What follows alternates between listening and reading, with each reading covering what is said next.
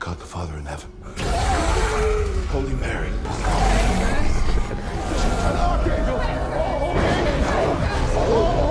Intercede for us! Intercede!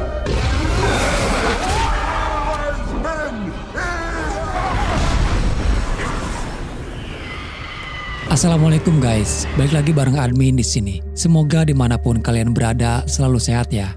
Seperti biasanya di sini gue kembali akan menceritakan sebuah film horor terbaru berjudul The Exorcism yang rilis di tahun 2024. Jadi film ini menceritakan tentang seorang aktor bernama Anthony yang sedang membintangi sebuah film horor. Namun selama proses produksi film horor tersebut, ternyata banyak mengalami berbagai kendala. Terkadang lampu mati sendiri, barang-barang berjatuhan, dan banyak hal lainnya yang terasa janggal. Terutama kepada Anthony yang mulai bertingkah aneh. Entah ini karena pengaruh dari pendalaman karakter atau memang ada campur tangan setan di dalamnya. Oke guys, kita langsung saja ke cerita filmnya. Pada hari itu Lee datang dari luar kota untuk menemui sang ayah yaitu Anthony. Terlihat Anthony sedang sibuk membaca skripsi dan latihan akting untuk memerankan menjadi sebagai seorang pastor. Peran utama Anthony adalah sebagai pastor yang nantinya akan melakukan pengusiran setan kepada salah seorang wanita. Tony benar-benar serius mendalami karakter dalam latihan filmnya tersebut. Sampai-sampai Lee merasa sekarang Tony sudah mulai berubah. Tidak sehangat dulu ketika Tony bertemu dengan Lee.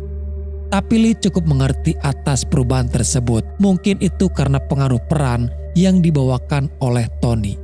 Selain itu, Tony juga harus berusaha keras untuk menyelesaikan masalah dalam dirinya. Karena diketahui kalau dia adalah seorang pecandu alkohol.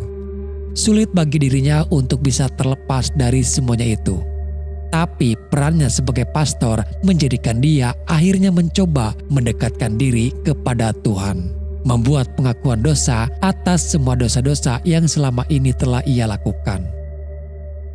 Hari demi hari Tony lewati untuk terus mengasah aktingnya. Jujur saja perannya sebagai pastor bertolak belakang dengan kehidupan pribadinya yang asli. Tapi Tony adalah seorang profesional. Ketika dia menyetujui mengambil peran tersebut, itu artinya Tony harus totalitas. Selama tahap syuting berlangsung, Lee juga selalu ikut menemani.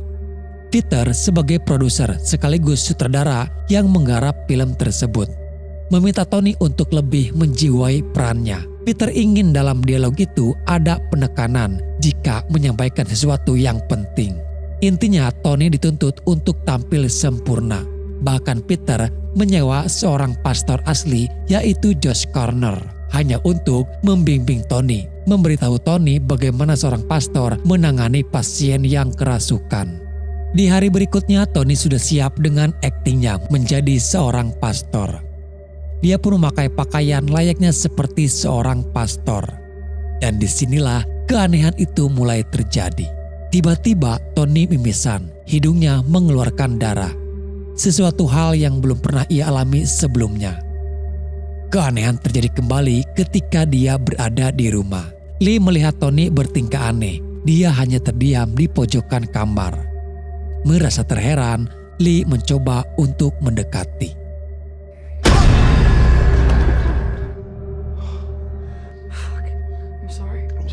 Di hari berikutnya, peran menjadi pastor membuat Tony sedikit frustasi karena tidak sesuai harapan Peter. Peter menekankan, memaksakan Tony untuk benar-benar menjiwai perannya. Bahkan bila perlu peran ini memang benar-benar terjadi di kehidupan Tony yang nyata. Tony kembali pulang karena tekanan dan tanggung jawab dia menjadi seorang aktor membuat pikirannya terpengaruhi. Tony kini sering berhalusinasi melihat kepada sesuatu hal aneh yang sama sekali belum pernah dia lihat. Dan terkadang dia juga selalu mendengar suara-suara bisikan di telinganya. Dari waktu ke waktu keadaan Tony kini malah semakin menjadi aneh. Lee memergoki ayahnya sedang berada di ruangan bawah tanah. Dan anehnya Tony berbicara sendirian dengan menggunakan bahasa yang tidak dia mengerti. Lebih daripada itu, terlihat Tony berubah menjadi sangat menyeramkan. Terkadang perilakunya tak terkendali yang melukai dirinya sendiri. Tak tahan dengan keanehan yang terjadi kepada Tony, Lee mencoba mendatangi Pastor Corner bersama temannya yang bernama Lena. Dia memberitahukan semuanya yang terjadi. Lee juga memberikan rekaman suara ketika Tony berbicara sendiri. Dari Pastor Corner lah akhirnya Lee tahu kalau Tony berbicara menggunakan bahasa Latin. Seperti kebanyakan film horor barat, setiap orang yang kerasukan pasti akan berbicara menggunakan bahasa Latin. Pastor Corner sendiri tidak terlalu bisa mengartikan semuanya, tapi ada beberapa kata yang dia paham. Yang kalau diartikan, beri jalan bagi iblis mole. Siapkan kedatangan iblis mole dengan menubalkan anak-anakmu. Dan ternyata iblis mole sendiri adalah sesosok iblis yang ada dalam cerita film yang kini sedang dikerjakan oleh Peter. Pastor Corner masih beranggapan mungkin ini pengaruh dari peran Tony sebagai aktor. Jadi Tony terlalu jauh mendalami karakter tersebut hingga sampai terbawa ke dunia nyata. Tapi Pastor Corner tetap akan mencoba untuk mengawasi Tony sampai sejauh mana dia berubah. Puncaknya ketika Tony kembali memainkan perannya. Pada saat itu sedang adegan di mana Tony akan mengusir setan yang ada pada tubuh Claire. Berulang kali Tony seperti tidak berkonsentrasi melakukan adegan tersebut. Sementara Lee yang melihatnya dari kejauhan mulai ada rasa khawatir. Dan tibalah ketika Tony mulai bertingkah aneh. Dia hanya terdiam lalu keluar. Dan di depan semua kru dan orang-orang di sana, perlahan si iblis yang merasuki Tony menunjukkan jati dirinya yang asli. Lampu di sana yang tiba-tiba mati. Semua orang hanya terdiam ketakutan melihat Tony. Kengerian pun terjadi ketika dia membenturkan kepalanya ke meja. Untungnya Tony masih bisa tertolong dan diistirahatkan di tempat syuting.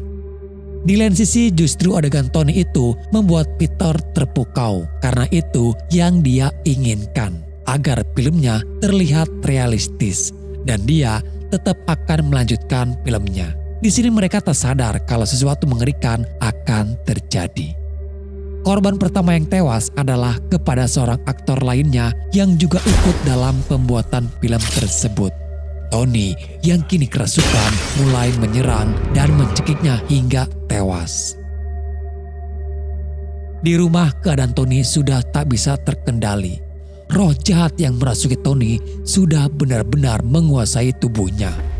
Pada saat itu Lee yang bersama temannya Lena berusaha menenangkan Tony. Tapi semuanya terlambat. Tony kini sudah menjadi beringas.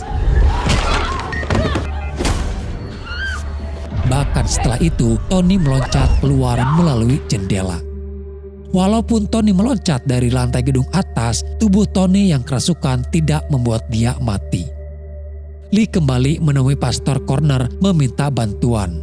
Jelas apa yang terjadi kepada Tony bukan karena gangguan jiwa, melainkan ada sesosok roh jahat yang merasukinya. Mereka pun mencari Tony ke tempat syuting, karena di sanalah si roh jahat yang merasuki Tony itu berasal. Pastor Corner terlebih dulu masuk, mencoba menangani Tony. Beberapa saat kemudian, Lee masuk.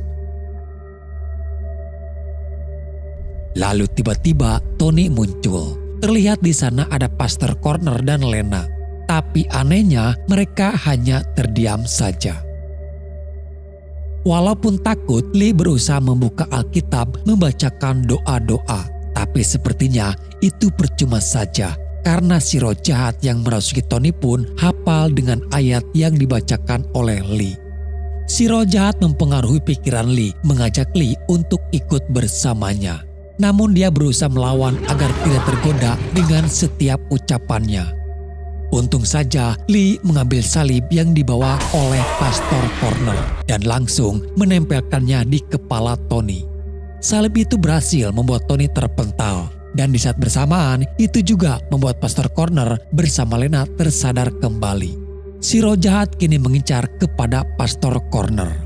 Sekarang giliran Pastor Corner yang akan berhadapan langsung dengan Tony. Sebelumnya Pastor meminta kepada mereka berdua untuk segera pergi dari sana. Ternyata Pastor Corner tidak melawan. Justru dia malah menyerahkan jiwanya kepada si roh jahat itu untuk mengambil dirinya saja dan membiarkan mereka pergi. Si roh jahat itu pun langsung berpindah masuk ke dalam tubuh Pastor Corner.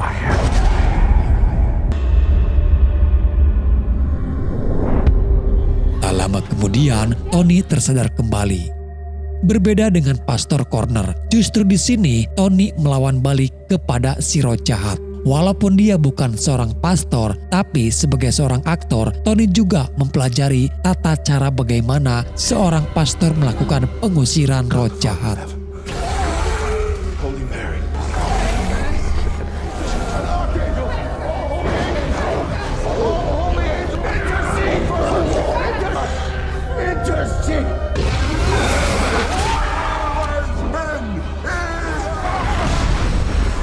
Dan ternyata itu berhasil.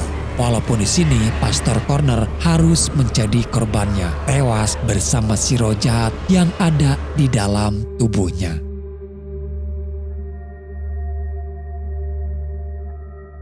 Setelah tragedi yang menimpa kepada Tony akhirnya bisa mengambil pelajaran. Itu juga merubah Tony menjadi manusia yang lebih baik dan kembali mendekatkan diri kepada Tuhan. Semuanya berubah menjadi lebih baik. Yang menjadi pertanyaannya di sini adalah kenapa Pastor Corner tidak mencoba melawan ketika tubuh Tony dirasuki? Karena Pastor Corner tahu satu-satunya cara untuk menghentikan si roh jahat, dia harus dihancurkan bersama tubuh orang yang dirasukinya.